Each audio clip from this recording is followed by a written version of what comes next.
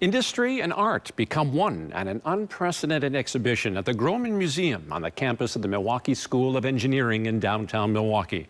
Michael Schlesinger shows us how it symbolizes the spirited strength of human ingenuity that built our modern world. Captivating, awe-inspiring, monumental. Just a few ways to describe what you'll see in person at the latest featured exhibition at the Grohmann Museum on the campus of the Milwaukee School of Engineering, or MSOE. Curator James Kieselberg has seen his share of exhibits, but he says this one captures the true essence of this artistic space. Nothing like this has ever been done before, and as I mentioned, I think that it's just as unique as the Grohmann Museum itself in that it's a novel approach to repurposing industrial artifacts to create new art. The overall collection is called Patterns of Meaning, the Art of Industry by Corey Bonnet. And even though there's one artist's name in the title, there are others rounding out the entire ensemble, adding up to dozens of different pieces and vignettes. There's a ceramicist, a glass artist, a fine woodworker, an abstract painter. All these folks working together to realize and visualize new art based on old industrial artifacts. James says the collaboration stirs up memories from a time long ago. It's a reverence that folks have for these things. And kind of it's a little bit of nostalgia. It's a little bit of, oh, time's gone by, you know, the simpler times, quote unquote. But at the same time, being that the exhibition and the pieces included are so monumental, there's a certain awe.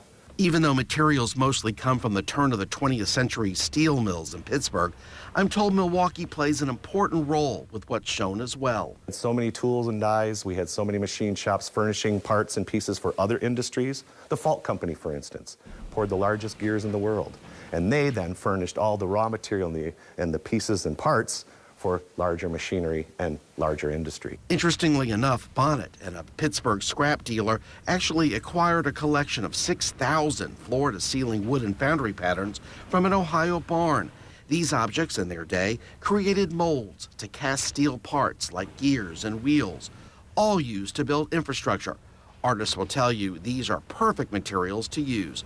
Things like this that are already kind of worn and weathered and beat up a little bit, it's ripe for the creation of new art. The huge chandelier is a representation of this, and you see it almost immediately in the entranceway. Just like any kind of artwork is made to inspire, it's also supposed to stir up conversation. And how are we repurposing old buildings? How are we repurposing old artifacts? I think it's germane to exactly the situation we find ourselves in Milwaukee, except the steel mills were just so much bigger. You know, we go from the steel city to the machine shop of the world, basically, is what we're talking about. But both find themselves in these post-industrial situations, reinventing themselves. Patterns of Meaning will be front and center through April 28th.